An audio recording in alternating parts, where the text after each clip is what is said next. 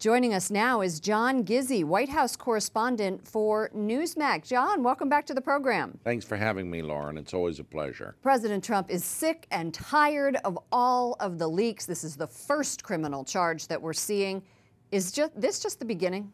I think it is, because there have been so many leaks on so many situations going back to the president's allegedly private conversation with Australian Prime Minister John Turnbull, at which the language got a little bit heated at different points. And he was said to have criticized him and said that Australia didn't really matter to the Right. United States. Exactly. And again, what happens is when you have the insiders leaking information, sometimes they can tell the truth, sometimes they exaggerate the truth.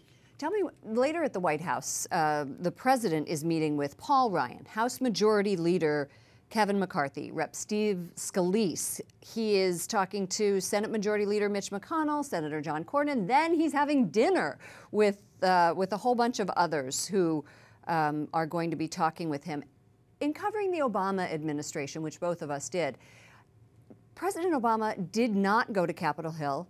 He did not invite lawmakers very often to the White House. This is a change of tone, yes? No? Oh, I think it is. And remember something with President Obama, that he would go for long periods without even speaking to Speaker of the House John Boehner, and then voila, correspondents like us would get pictures of them playing golf one day, but it was few and far between.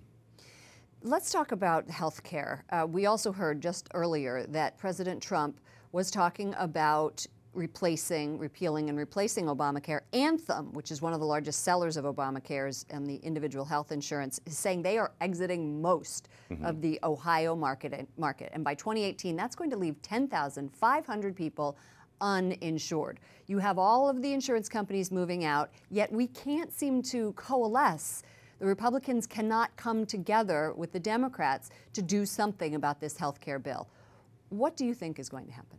Well, I'm going to tell you, John F. Kennedy once said that success has 1,000 fathers, but failure is an orphan.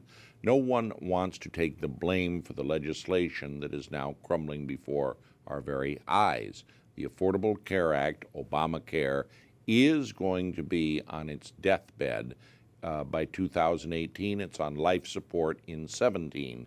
And I would say that the necessity of having some plan and some coverage, or at the very least, opportunities for people, is going to force itself on Congress immediately. And they will have to do something because people just won't have coverage. Thank you so much, John Gizzi, White House correspondent for NewsMax. Always a pleasure.